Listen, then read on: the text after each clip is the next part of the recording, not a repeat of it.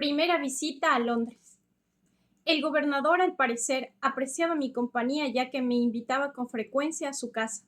Me pidió llevar cartas de recomendación a varios de sus amigos, además de la carta de crédito que me proporcionaría el dinero necesario para comprar artículos como la prensa y el papel.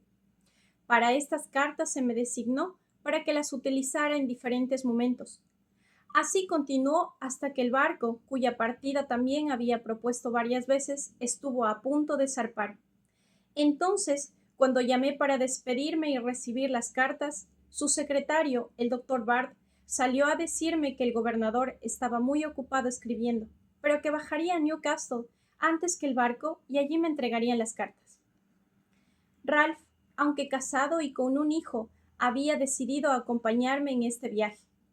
Se creía que tenía la intención de establecer una correspondencia y obtener bienes para vender en comisión, pero después me enteré de que, debido a cierto descontento con los parientes de su esposa, tenía la intención de dejarla en sus manos y no volver nunca más. Después de despedirme de mis amigos e intercambiar algunas promesas con la señorita Reed, salí de Filadelfia en el barco que ancló en Newcastle. El gobernador estaba allí, pero cuando fui a su alojamiento, el secretario me envió el mensaje más cordial del mundo, diciendo que no podía verme en ese momento por estar ocupado en asuntos de la mayor importancia, pero que me enviaría las cartas a bordo, deseándome de corazón un buen viaje y un pronto regreso, entre otras cosas. Volví a bordo un poco desconcertado, pero seguro de mí mismo. El señor Andrew Hamilton, un famoso abogado de Filadelfia, había tomado pasaje en el mismo barco con su hijo y con el señor Denham, un comerciante cuáquero. Los señores Onion y Russell, dueños de una fundición de hierro en Maryland, habían ocupado el gran camarote, de modo que Ralph y yo nos vimos obligados a ocupar una litera en el camarote, y ninguno de los que estaban a bordo nos conocía. Pero el señor Hamilton y su hijo, que era James, desde entonces gobernador, regresaron de Newcastle a Filadelfia, ya que el padre fue llamado por una gran cuota para abogar por un barco embargado. Y justo antes de zarpar, el coronel French subió a bordo y me mostró un gran respeto, por lo que se me prestó más atención y junto con mi amigo Ralph fui invitado por otros caballeros a entrar en el camarote, ya que había espacio. En consecuencia nos trasladamos allí. Sabiendo que el coronel French había traído a bordo la correspondencia del gobernador, pedí al capitán las cartas que debía estar a mi cargo. Me dijo que todas estaban metidas en la bolsa y que no podía acceder a ellas en ese momento, pero que antes de desembarcar en Inglaterra tendría la oportunidad de sacarlas. Así que me di por satisfecho por el momento y continuamos nuestro viaje. Tuvimos una compañía sociable en el camarote y vivimos extraordinariamente bien, con la adición de todas las provisiones del señor Hamilton, que habían llegado en abundancia. En esta travesía el señor Denham contrajo una amistad conmigo que continuó durante toda su vida. Por lo demás, el viaje no fue agradable, ya que tuvimos mucho mal tiempo. Cuando entramos en el canal, el capitán cumplió su palabra conmigo y me dio la oportunidad de examinar la bolsa en busca de las cartas del gobernador. No encontré ninguna en la que figurara mi nombre como a mi cargo. Escogí 6 o 7, que por la letra pensé que podrían ser las cartas prometidas, especialmente porque una de ellas estaba dirigida a Basket, el impresor del rey, y otra a un papelero. Llegamos a Londres el 24 de diciembre de 1724. Esperé al papelero, que fue el primero en llegar a mi camino, entregando la carta como del gobernador Kate. No conozco a tal persona, dijo, pero al abrir la carta exclamó, «Oh, esto es de Riesling. Últimamente he descubierto que es un completo bribón y no tendré nada que ver con él, ni recibiré ninguna carta suya». Así que poniendo la carta en mi mano, giró sobre sus talones y me dejó para atender a algún cliente. Me sorprendió comprobar que no eran las cartas del gobernador, y después de recordar y comparar las circunstancias, empecé a dudar de su sinceridad. Encontré a mi amigo Denham y le conté todo el asunto. Me permitió conocer el carácter de Kate. Me dijo que no había la menor probabilidad de que hubiera escrito ninguna carta para mí, que nadie que lo conociera tenía la menor dependencia de él, y se rió de la idea de que el gobernador me diera una carta de crédito, no teniendo, como dijo, ningún crédito que dar. Al expresarle mi preocupación sobre lo que debía hacer, me aconsejó que tratara de conseguir algún empleo en el camino de mi negocio. Entre los impresores de aquí, dijo, te mejorarás y cuando vuelvas a América te establecerás con mayor ventaja. Los dos sabíamos, al igual que el papelero, que Risling, el abogado, era un gran bribón. Había arruinado al padre de la señorita Reed, persuadiéndolo de que ella se comprometiera con él. De esta carta se desprende que había un plan secreto para perjudicar a Hamilton, que se suponía que iba a venir con nosotros, y que Kate estaba involucrado en él con Risling. Denham, que era amigo de Hamilton, pensó que debía estar al corriente de ello, así que cuando llegó a Inglaterra, lo que ocurrió poco después, en parte por resentimiento y mala voluntad hacia Kate y Risling, y en parte por buena voluntad hacia él, le esperé y le entregué la carta. Me lo agradeció cordialmente, ya que la información era importante para él, y desde entonces se convirtió en mi amigo, lo que me benefició en muchas ocasiones. Pero ¿qué pensaremos de que un gobernador juegue con trucos tan lamentables y se imponga tan groseramente a un pobre muchacho ignorante? Era una costumbre que había adquirido. Deseaba complacer a todo el mundo y teniendo poco que dar, daba expectativas. Por lo demás, era un hombre ingenioso y sensato, un escritor bastante bueno y un buen gobernador para el pueblo, aunque no para sus electores, los propietarios, cuyas instrucciones a veces desatendía. Varias de nuestras mejores leyes fueron planeadas por él y aprobadas durante su administración. Ralph y yo éramos compañeros inseparables. Nos alojamos juntos en Little Britain por 3 chelines y 6 peniques a la semana, todo lo que podíamos pagar entonces. Encontró algunos parientes, pero eran pobres y no podían ayudarle. Ahora me hizo saber su intención de quedarse en Londres y que no pensaba volver nunca a Filadelfia. No había traído nada de dinero, pues todo lo que pudo reunir lo gastó en pagar su pasaje. Yo tenía 15 monedas de oro, así que me pedía prestado de vez en cuando para subsistir mientras buscaba un negocio.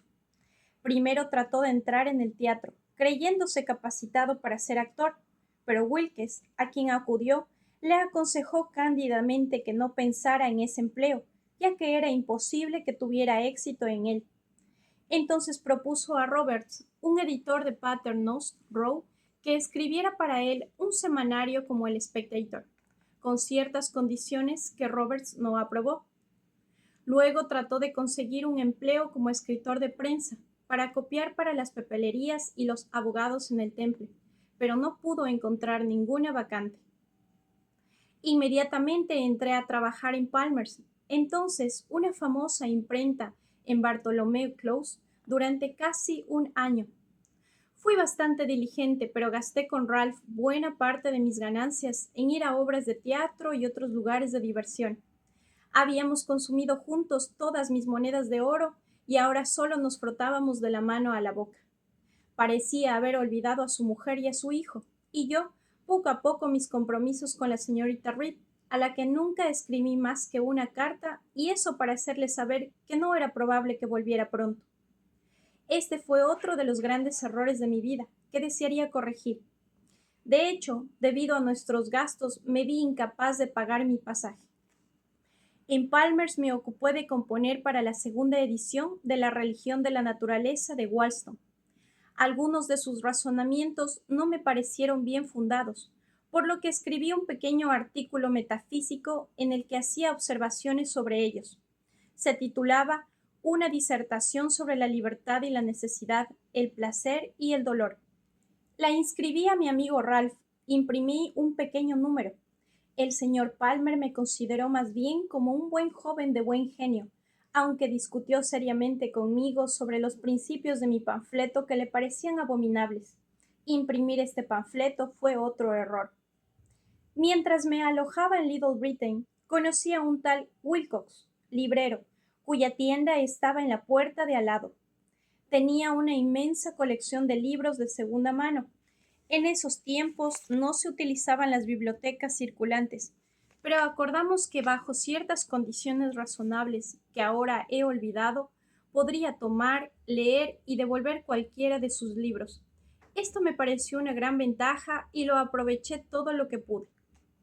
Mi panfleto cayó en manos de un tal Lyons, cirujano, autor de un libro titulado La infalibilidad del juicio humano, lo que dio lugar a que nos conociéramos.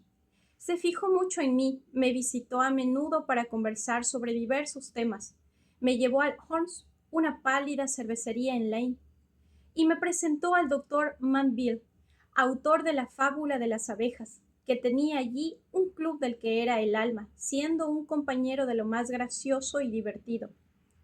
Lyons también me presentó al doctor Pemberton en la cafetería Batson, quien prometió darme la oportunidad en algún momento de ver a Sir Isaac Newton, lo que yo deseaba enormemente, pero esto nunca sucedió. Había traído algunas curiosidades, entre las cuales la principal era un monedero hecho de amianto, que se purifica con el fuego. Sir Hans Sloane se enteró de ello, vino a verme y me invitó a su casa de Bloomsbury Square, donde me enseñó todas sus curiosidades y me convenció de que la dejara añadir esta al número, por lo que me pagó generosamente. En nuestra casa se alojaba una joven que, según creo, tenía una tienda en los claustros. Había sido educada gentilmente, era sensible y vivaz y de muy agradable conversación. Ralph le leía obras de teatro por las tardes. Se hicieron íntimos. Ella tomó otro alojamiento y él la siguió. Vivieron juntos durante algún tiempo, pero como él seguía sin tener un negocio y los ingresos de ella no eran suficientes para mantenerlos con su hijo, tomó la resolución de marcharse de Londres para intentar abrir una escuela en el campo, para lo cual se consideraba bien capacitado, ya que escribía muy bien y dominaba la aritmética y las cuentas. Sin embargo, esto lo consideró un negocio inferior a él, y confiando en una futura mejor fortuna, cambió su nombre y me hizo el honor de asumir el mío, pues poco después recibí una carta suya en la que me informaba de que se había establecido en un pequeño pueblo, en Berkshire, creo que era, donde enseñaban a leer y escribir a 10 o a una docena de niños a 6 peniques cada uno por semana, recomendando a la señorita T a mi cuidado y deseando que le escribiera dirigiéndose al señor Frank, maestro de la escuela en dicho lugar.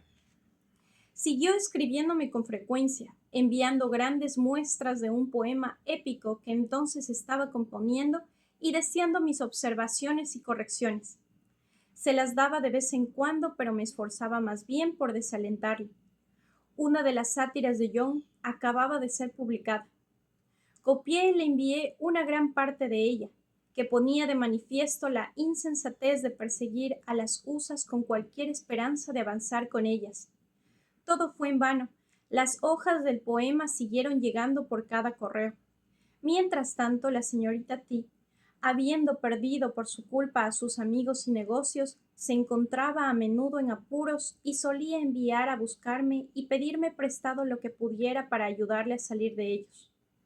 Me aficioné a su compañía y no estando entonces bajo ninguna restricción religiosa y presumiendo de mi importancia para ella, intenté familiaridades, que ella rechazó con el debido resentimiento y le informó de mi comportamiento. Esto provocó una ruptura entre nosotros y cuando regresé de nuevo a Londres, me hizo saber que creía que yo había cancelado todas las obligaciones que había contraído conmigo. Así que descubrí que nunca debía esperar que me devolviera lo que había prestado o adelantado para él. Esto, sin embargo, no tenía entonces mucha importancia, ya que él era totalmente incapaz y al perder su amistad me encontré aliviado de una carga. Ahora empecé a pensar en conseguir un poco de dinero de antemano y esperando un trabajo mejor, dejé Palmer's para trabajar en Watts, cerca de Lincoln's Fields, una imprenta aún mayor. Aquí continué todo el resto de mi estancia en Londres. Cuando ingresé en esta imprenta, me puse a trabajar en la prensa, creyendo que me faltaba el ejercicio corporal al que estaba acostumbrado en América, donde el trabajo de la prensa se mezcla con la composición. Yo solo bebía agua. Los demás obreros, que eran casi 50, eran grandes bebedores de cerveza. En ocasiones, subía y bajaba las escaleras con un gran formulario en cada mano, cuando otros solo llevaban uno en ambas. Se asombraban al ver, por este y otros casos, que el americano del agua, como me llamaban, era más fuerte que ellos, que bebían cerveza fuerte.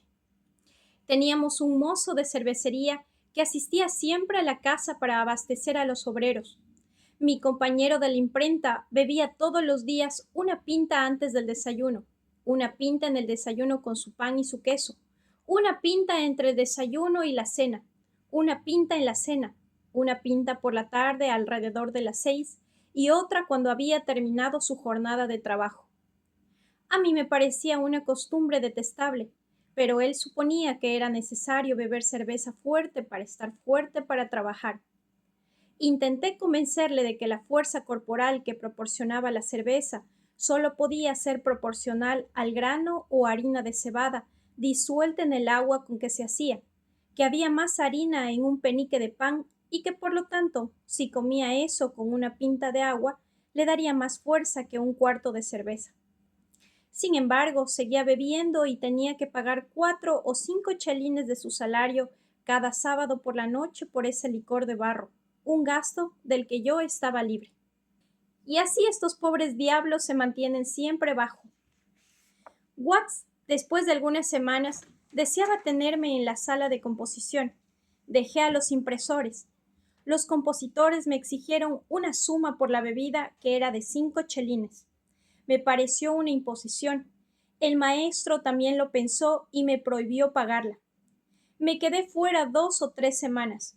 Fui considerando como un excomulgado y me hicieron tantas pequeñas travesuras privadas, mezclando mis tipos, transponiendo mis páginas, rompiendo mi materia, etc. Y todo atribuido al fantasma de la capilla, que decían que siempre perseguía a los que no eran admitidos regularmente. Por lo que a pesar de la protección del maestro, me vi obligado a cumplir y pagar el dinero, convencido de la locura de estar en malos términos con los que uno debe vivir continuamente.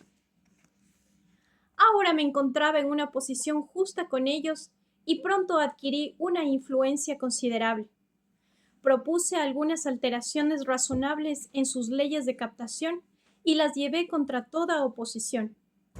A partir de mi ejemplo, una gran parte de ellos abandonó su desayuno a base de cerveza, pan y queso, descubriendo que podían recibir de una casa vecina una gran jarra de agua caliente, espolvoreada con pimienta, con pan y un poco de mantequilla, por el precio de una pinta de cerveza, es decir, 3 medios peniques. Este era un desayuno más cómodo, además de más barato, y les mantenía la cabeza más despejada. Los que seguían bebiendo cerveza durante todo el día, a menudo por no pagar, se quedaban sin crédito en la cervecería y tenían que hacer intereses conmigo para conseguir cerveza. Su luz, como decían, se había acabado. Los sábados por la noche vigilaba la mesa de pago y cobraba lo que me comprometía con ellos, teniendo que pagar a veces cerca de 30 chelines a la semana por sus cuentas. Esto y el hecho de que se me estimara como una persona simpática apoyaron mi estadía en la sociedad. Mi asistencia constante, nunca falté a un lunes santo, me recomendó al maestro, y mi rapidez poco común para componer hizo que se me encomendaran todos los trabajos de despacho, que generalmente eran mejor pagados. Por lo tanto, seguí adelante de manera muy agradable. Como mi alojamiento en Little Britain estaba demasiado alejado, encontré otro en la calle Duque, frente a la Capilla Romana. Estaba 2 pares de escaleras hacia atrás, en un almacén italiano. Una señora viuda era la dueña de la casa. Tenía una hija, una sirvienta y un jornalero que trabajaba en el almacén, pero que se alojaba en el extranjero. Después de enviar a preguntar por mi carácter a la casa donde me alojé por última vez, accedió a acogerme con la misma tarifa, 3 chelines y 5 peniques por semana, más barato, según dijo, por la protección que esperaba al tener un hombre alojado en la casa. Era viuda, una mujer mayor, Había sido criada como protestante, siendo hija de un clérigo, pero fue convertida a la religión católica por su marido, cuya memoria veneraba mucho. Había vivido entre gente distinguida y conocía mil anécdotas de ellos hasta los tiempos de Carlos II. Estaba coja de las rodillas y por lo tanto rara vez salía de su habitación, por lo que a veces necesitaba compañía, y la suya me divertía tanto que estaba seguro de pasar una velada con ella siempre que lo deseaba. Nuestra cena era solo media anchoa para cada uno, en una pequeña tira de pan con mantequilla y media pinta de cerveza entre los dos, pero el entretenimiento estaba en su conversación. El hecho de que yo tuviera siempre buenos horarios y diera pocas molestias a la familia hizo que no estuviera dispuesta a separarse de mí. De modo que cuando le hablé de un alojamiento del que había oído hablar, más cercano a mi negocio por 2 chelines a la semana, lo cual, como yo estaba empeñado en ahorrar dinero, suponía una cierta diferencia. Me dijo que no pensara en ello, pues me rebajaría 2 chelines a la semana para el futuro. Así que me quedé con ella por 1 chelín y 6 peniques mientras me quedé en Londres. En una buhardilla de su casa vivía una dama de 70 años, de la manera más retirada, de la que mi casera me contó lo siguiente, que era católica romana, había sido enviada al extranjero cuando era joven y se había alojado en un convento con la intención de hacerse monja, pero como el país no le gustaba, volvió a Inglaterra, donde al no haber ningún convento, había jurado llevar una vida de monja, lo más parecido a lo que se podía hacer en aquellas circunstancias. En consecuencia, había donado toda su hacienda a usos caritativos, reservándose solo 12 libras al año para vivir, y de esta suma seguía dando mucho en caridad, viviendo ella misma solo de agua con grasa y sin usar más fuego que para hervirla. Había vivido muchos años en esa buhardilla, pues los sucesivos inquilinos católicos de la casa de abajo le permitieron permanecer allí gratuitamente, ya que consideraban una bendición tenerla allí. Un sacerdote la visitaba para confesarla todos los días. Le he preguntado, dice mi casera, cómo es posible que tal como vivía pudiera encontrar tanto empleo para un confesor. Oh, dijo ella, es imposible evitar los pensamientos vanos. Se me permitió visitarla una vez. Era alegre y educada, y conversaba agradablemente. La habitación estaba limpia, pero no tenía más muebles que una estera, una mesa con un crucifijo y un libro, un taburete que me dio para sentarme y un cuadro sobre la chimenea de Santa Verónica mostrando su pañuelo con la figura milagrosa del rostro sangrante de Cristo, que me explicó con gran seriedad. Se veía pálida, pero nunca estuvo enferma, y lo doy como un ejemplo más de cómo en pocos ingresos se puede mantener la vida y la salud. En la imprenta de Watts conocí a un joven ingenioso, un tal Watt, que teniendo parientes ricos había sido mejor educado que la mayoría de los impresores. Era un latinista tolerable, hablaba francés y amaba la lectura. Les enseñé a él y a un amigo suyo a nadar 2 veces en el río, y pronto se convirtieron en buenos nadadores. Me presentaron a algunos caballeros del país que fueron al Chelsea por agua para ver el colegio y las curiosidades de don Saltero. A nuestro regreso, a petición de la compañía, cuya curiosidad había despertado Bouet, me desnudé y salté al río, y nadé desde cerca de Chelsea hasta Blackfriars, realizando en el camino muchas hazañas, tanto sobre como bajo el agua, que sorprendieron y complacieron a aquellos para quienes eran nobles. Desde niño me había encantado este ejercicio. Había estudiado y practicado todos los movimientos y posiciones de Thevenot, añadiendo alguno de los míos, procurando que fueran graciosos y fáciles, además de útiles. Aproveché la ocasión para exhibir todo esto a la compañía y me sentí muy halagado por su admiración. Wygate, que deseaba convertirse en maestro, se apegó cada vez más a mí por ese motivo, así como por la similitud de nuestros estudios. Al final me propuso viajar juntos por toda Europa, manteniéndonos en todas partes trabajando en nuestro negocio. En una ocasión me sentí inclinado a ello, pero al mencionárselo a mi buen amigo el señor Denham, me disuadió de ello, aconsejándome que pensara únicamente en volver a Pensilvania, cosa que él estaba a punto de hacer.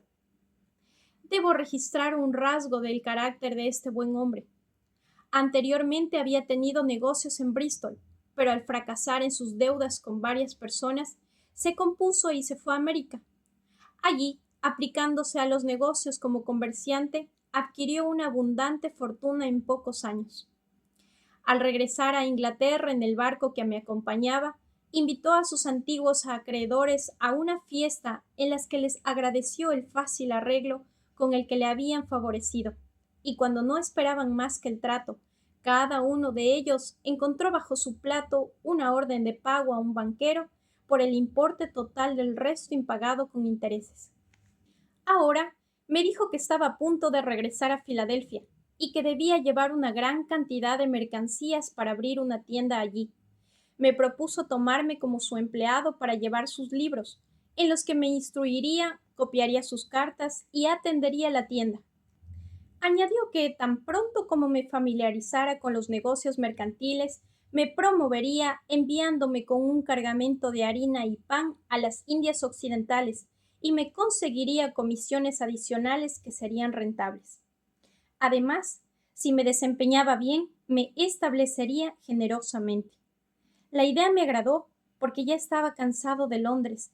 Recordaba con placer los felices meses que había pasado en Pensilvania y deseaba volver allí, por lo que inmediatamente acepté las condiciones de 50 libras al año, dinero de Pensilvania, menos, por cierto, que lo que percibía actualmente como compositor, pero que ofrecía una mejor perspectiva. Ahora me despedí de la imprenta para siempre y me dediqué diariamente a mi nuevo negocio, yendo con el señor Denham entre los comerciantes para comprar diversos artículos, haciendo recados, llamando a los obreros para los que despacharan, etc. Y cuando todo estaba a bordo, tenía algunos días de ocio. Uno de estos días, para mi sorpresa, me mandó llamar un gran hombre al que solo conocía por su nombre, un tal Sir William, y le atendí. Se había enterado por algún medio de que yo había nadado desde Chelsea hasta Blackfriars y de que había enseñado a Woodgate y a otro hombre a nadar en pocas horas. Tenía 2 hijos que estaban a punto de salir de viaje. Deseaba que primero les enseñara a nadar y propuso gratificarme generosamente si les enseñaba. Todavía no habían llegado a la ciudad y mi estancia era incierta, por lo que no pude emprenderla. Pero a partir de este incidente, pensé que si me quedaba en Inglaterra y abría una escuela de natación, podría obtener una buena cantidad de dinero. Y me llamó tanto la atención que si la propuesta se me hubiera hecho antes, probablemente no habría regresado tan pronto a América. Así pasé unos 18 meses en Londres. La mayor parte del tiempo trabajé duro en mi negocio y gasté muy poco en mí mismo, excepto en ver obras de teatro y en libros. Mi amigo Ralph me había mantenido en la pobreza. Me debía unas 27 libras, que ahora no iba a recibir nunca, una gran suma de mis escasos ingresos. A pesar de todo, le quería, pues tenía muchas cualidades amables. No había mejorado en absoluto mi fortuna, pero había conseguido algunos conocidos muy ingeniosos, cuya conversación me resultaba muy ventajosa, y había leído mucho.